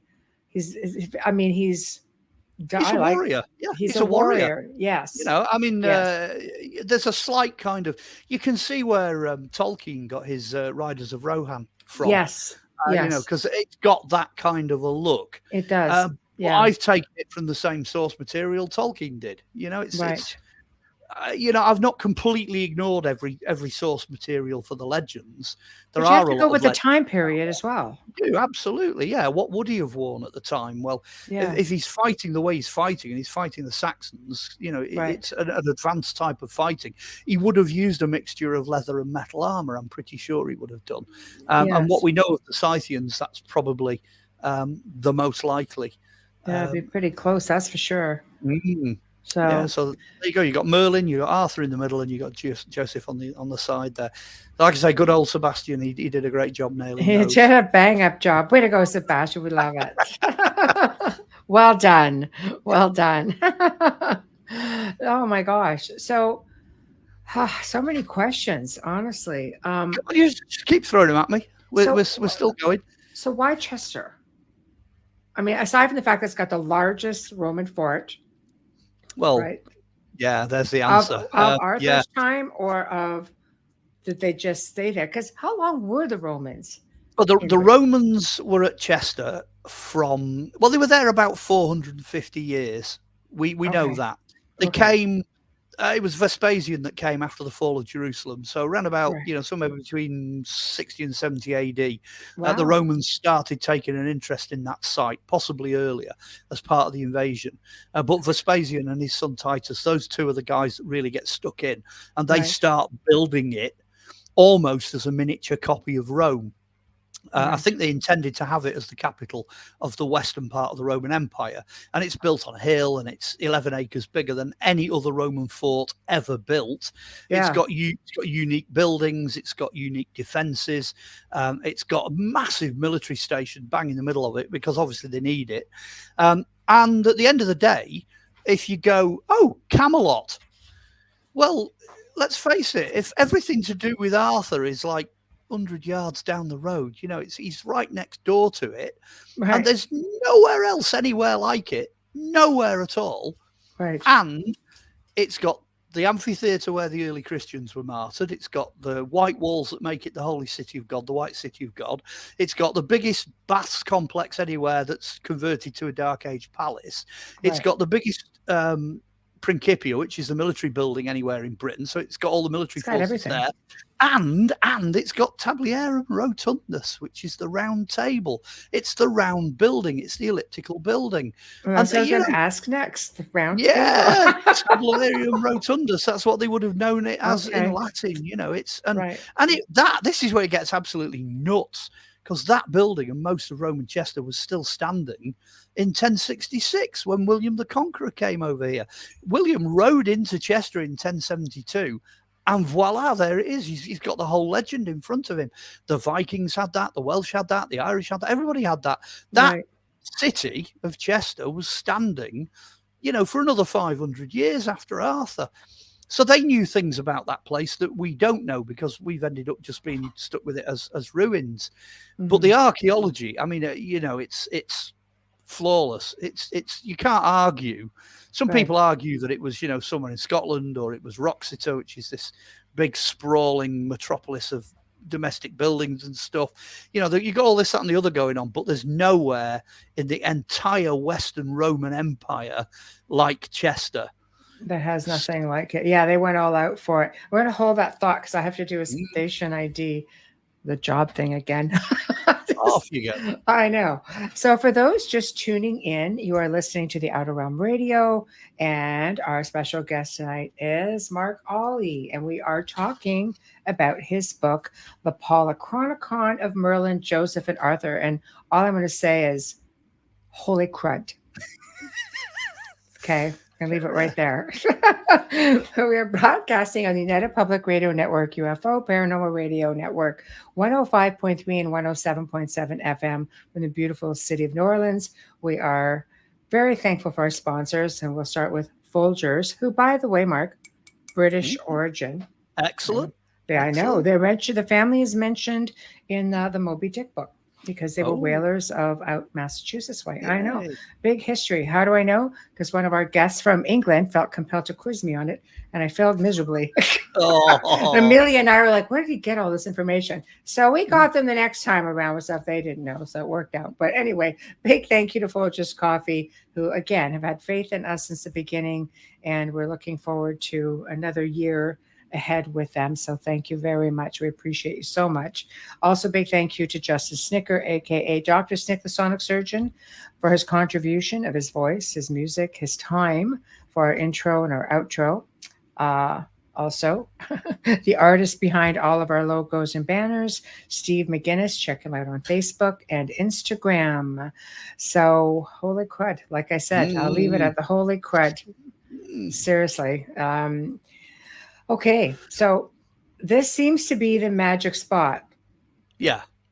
And have you found anything there aside from the table? But I'm fascinated by that table because a lot of people say, round tables have been found before, and it's led them to think, okay, this is it, but it's not. It's not it. There's a lot of round tables knocking around. Yeah. They're usually landscape features, which means they were only named when maps were invented, so they're no more than a few hundred years old. Right. The oldest one, which we know of, is the one from the medieval tournaments that's hanging in Winchester, but that can be carbon dated, tree ring dated, etc., to about 1320 either side of that. That's way out of way out of Right. kilter. And then there's a lot of other prehistoric features and stuff that people, garden features, you name it, and they're all going, oh yeah, that's the round table, that's the round table. But there's nothing like the elliptical building at all. The sad thing is, though, that in the 1970s, they actually destroyed the entire site. It does not exist anymore. I thought you guys protected stuff in Wales, man. What happened? We do now, but this is an example of Chester being in England. The 1970s English planners decided that's where they were going to put the bus station. So it's gone. So my research is done mostly from photographs of earlier excavations. I also know the guy personally who did the excavation and also has written all subsequent reports. And I've also been into the archaeological storerooms where the remains of that building are stored. So I've actually picked up a piece of the floor, the actual tile, and gone, hey, that's what they walked on. But the actual elliptical building is effectively gone. So if people want to get closer to that building, again, it's a massive plug. Buy the book, because everything that is available to the public is in that book. You've got plans of it, diagrams of it, maps of it, computer generated reconstructions, photographs of the finds, everything. All the stuff that was associated with that building is in the book. Table? Well, the table's the floor. Tablius or tabliarium means floor. Which answers a lot of the problems, because there's a problem, for example, where 130 odd knights get together, and they meet at the table in one of the legends. You're like, wow, that's one hell of a table, right? Right. How the hell are they going to do that? But if it's a big room, if it's a space, and it's got a flat floor, you could probably get 200 people in there without any problem at all. So once you start to sort of it's a bit like what happened with Excalibur pulling the sword from the stone. Right. Once you actually understand what it means in reality, in real life, you can start to make sense of it. It becomes 3D. It becomes real. Right. So that's the round table. They've excavated some of Chester. They've only excavated about maybe 15-20% of it. I'd love to know what's under the other 80%. It's all under buildings. I was going to ask you, can you expand and keep going? And now it would be protected. There's a mate of mine who does computer graphics, and he's done a marvelous job of rebuilding Chester, and we did use his graphics in a lot of what we did for television, but I don't know if it's in the book. I don't think any of his images make it into the book, mainly due to copyright, publishing limitations, stuff like that. So we've got a good idea of what's there, and we can reconstruct it.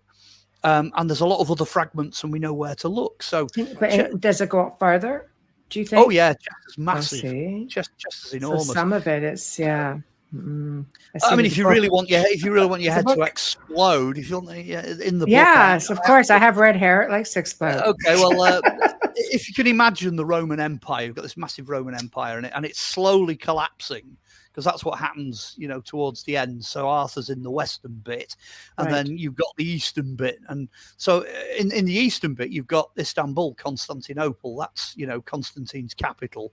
Yes. And that becomes the capital of the Eastern Empire. And then you've got Rome in the middle. Mm. And then everybody's like, okay, where's the capital of the Western Empire? Oh, have a look at Chester. And the reason you should have a look at Chester is that the distance from Chester to Rome is the same as the distance from Rome to Constantinople. How on earth I don't know how they worked that out, but they did. That's brilliant, though. Yeah. So you've got two capitals the same distance away from Rome. So the little details, well, not little, but little details like that kind of give away how important Chester really was. The political reason they don't talk about Chester is that over in this country, it's all about London. It's London this and London that and London the other, and but Londinium, it had a big fort on it, but it was just like a big fort anywhere else. It doesn't come to prominence till the Vikings, because the Romano-Celtic capital's always been Chester. The capital of the Old North is Chester. Right. The Saxons had Winchester, and it's only the Vikings that start developing London. Right. So again, it's politics. It's the north-south divide that we have in this country. Right. It's all about that. So Chester gets downplayed because it's north of the River Trent. And that's. So I'm going to touch on knights, and I'll tell you where I'm going with it. So, of course, we always know about the traditional Knights of the Round Table. Yeah. So how many knights did he actually have that were within his circle? Because I know, like our family, like we have knights. We had some that were Templars. We had some that were just, knights, private guard of William the Conqueror, for example. So there was a private guard, then there was, the bigger guard. Now, even though Arthur did not leave behind lineage, so to speak, not any of his knights, is there nothing documented to the point where you can go in and find some of this information? Okay, I'll start at the beginning. Again, it depends what you're looking for. So what you're actually looking for is the Roman equivalent. And the word Knight or Knight is Anglo-Saxon. Okay. In medieval times, they already knew that knights, equestrae, which are the people that ride horses, they knew that they existed, and they came into being as an order of knights in Roman times. They already knew that they existed. So Arthur's following that tradition. He's following the tradition of groups of Roman knights, which is what the Scythians were. Now, Arthur, then, you've got Arthur, who is a warlord. He's a Duke of Battles. And immediately under him, he then has 12 knights. And we know who these knights are. They go under different names to the ones you're used to. But there's one or two in there you'll recognise: Kai, Percival, Gawain. But you won't find Lancelot. Lancelot's got a Welsh name at this point. But there are 12. It's very much like what you find on a chessboard, a Viking chessboard. Right. So if you play Nine Men's Morris, or Merrill's as it's known, or you play the Viking chess, the king's in the middle and he's defended by 12 knights. And he gets attacked by people coming in from the corners. So that's what's in his mind. He's got 12 primary knights. Then he's got a war band. Now, a war band is everybody else, Right.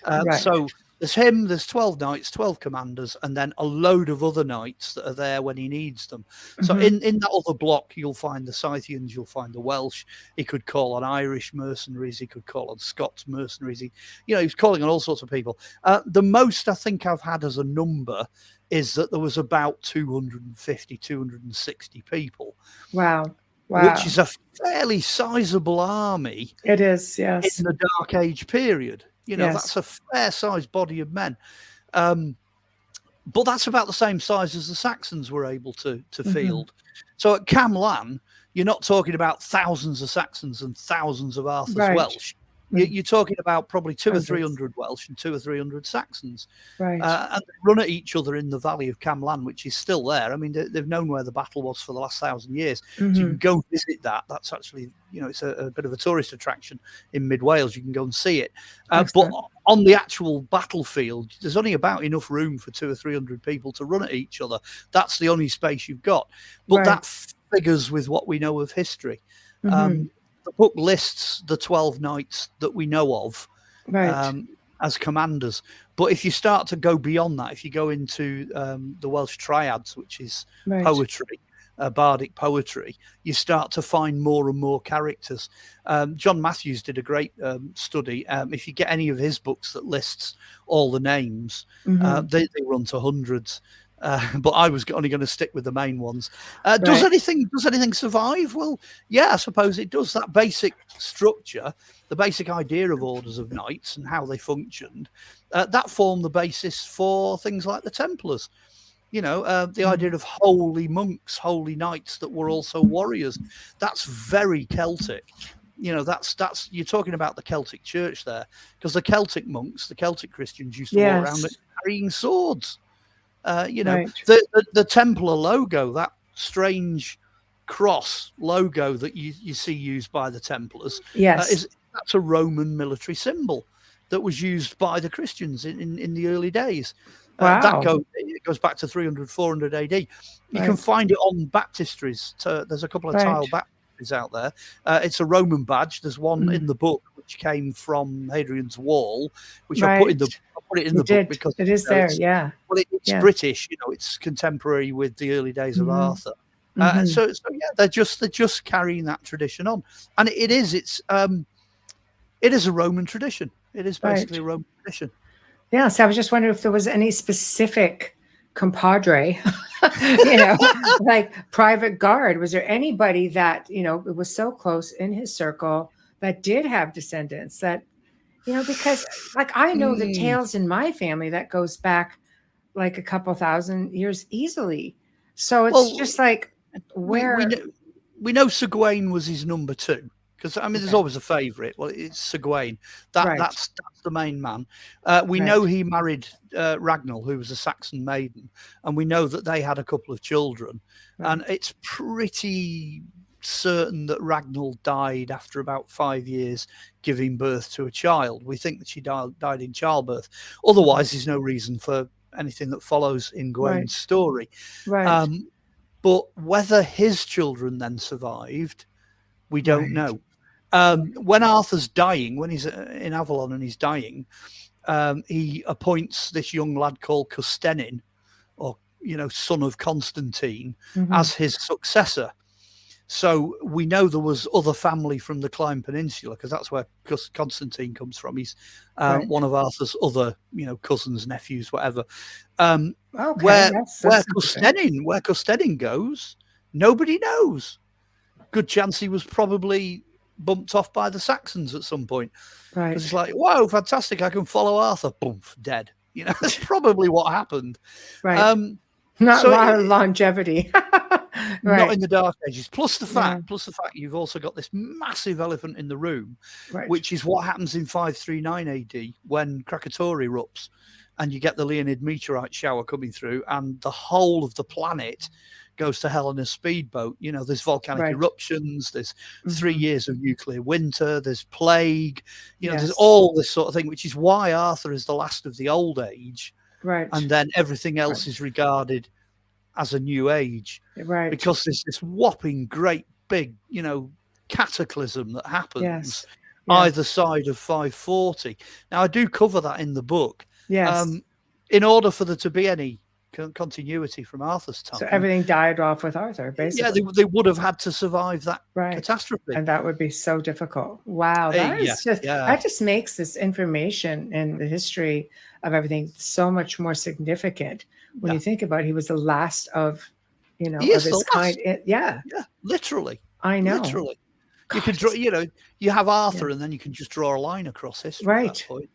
Which just adds to even more of the mystery, because there's really, I could see why it's almost impossible to find anything. So kudos to you for finding all the information that you have. Seriously, especially when you have the cataclysmic event that wipes everything out. It's like, where the hell do you even go from there? I mean, I even struggle to find anything that survived from that cataclysm. Yeah. You know, it's Yes. hard enough just to.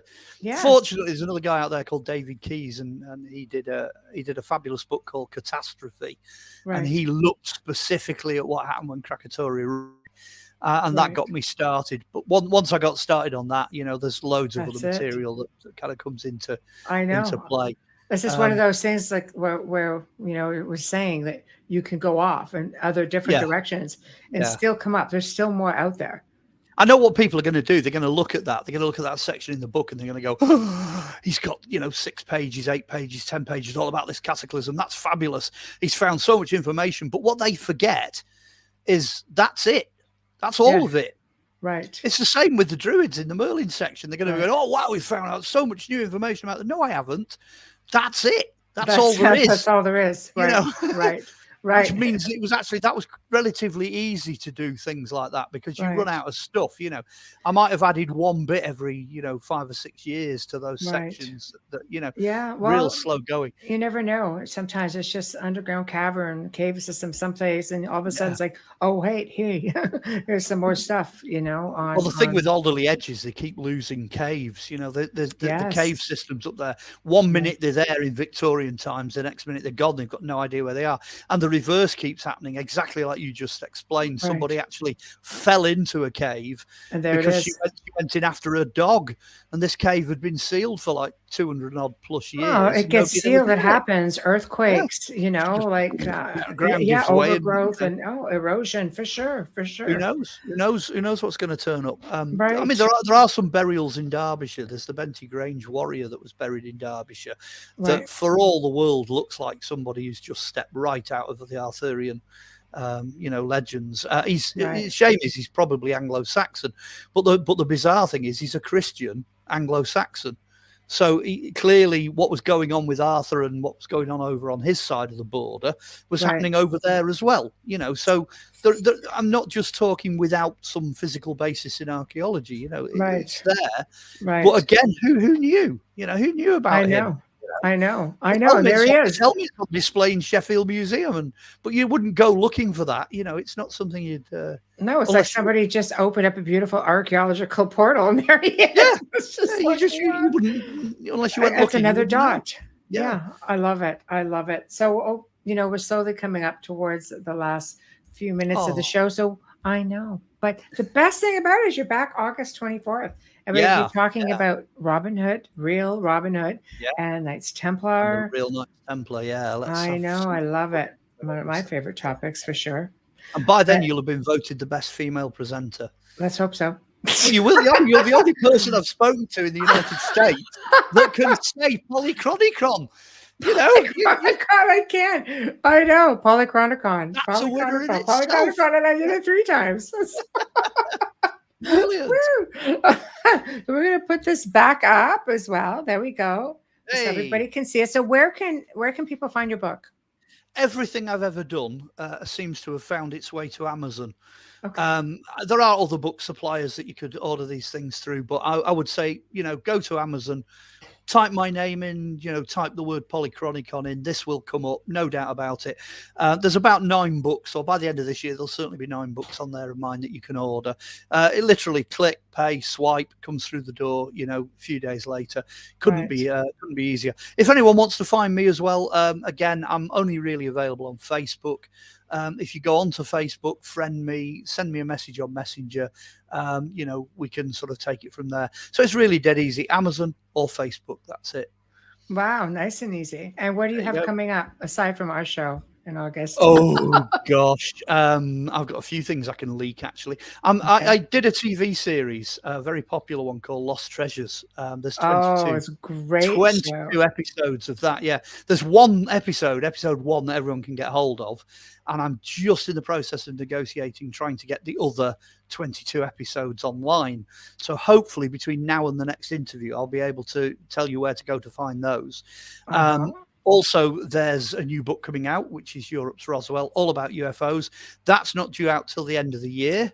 But it's only fair, isn't it? I mean, Philip does something on King Arthur, so his speciality is UFOs. So I need to give him a book on UFOs. We're very fortunate. So it's only fair that I give him something he's used to. So that's coming up. Right. And then I'm doing a couple of conferences in August over here in the UK. Loads of stuff like that.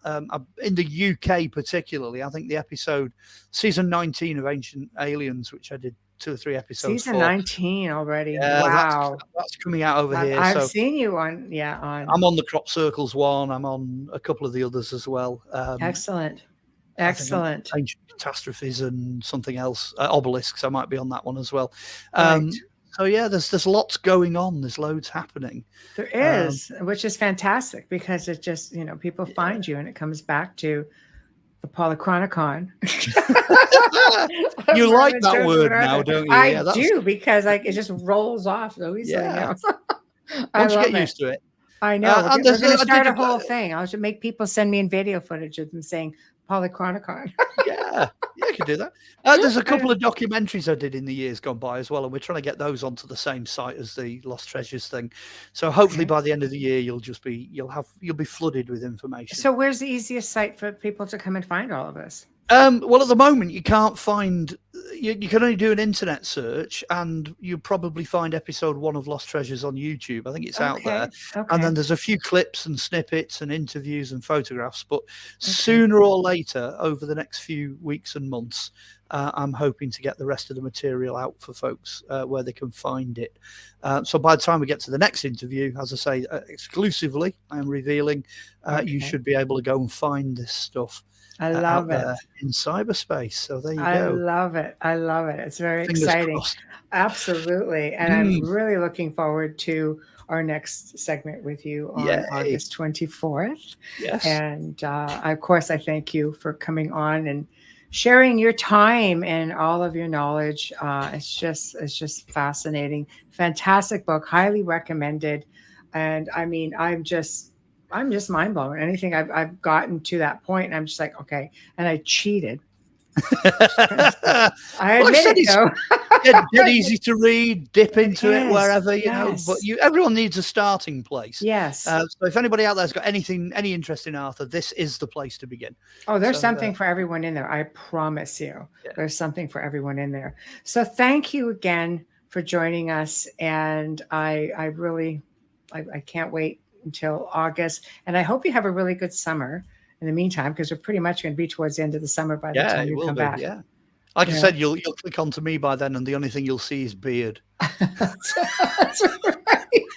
right. Darn it. That's okay. That's okay. You know what? Wise. It gives you that wise Merlin look. It works. Yeah, it works. The wisdom. Oh, well, everybody, thank you all for tuning in. We've come to the end of the show already. Unfortunately, it just goes by so quick. But big thank you to Mark Olly for joining us and, going over his book. It's just fascinating. You have to go out and find it for sure. And tomorrow night, it's just going to be Amelia and I at popular demand. I know. Got 2 weeks, 2 for 2. Look at you guys go. But we're going to be talking about haunted travel destinations. Summer is upon us, and we were asked to do something that would let people know where they can go. For all you paranormal enthusiasts out there, we're going to do our best. So hopefully we can take something out of there. Go on vacation, tell us all about it, then we can talk about it. Right, there we go. So thank you to Folgers. Thank you to Dr. Snick. Thank you to Steve McGinnis. Thank you, United Public Radio Network. And again, thank you, Mark Olly. So thank you for tuning in. See you again soon. All right. I like that. We should make him a third host. Good night, everyone.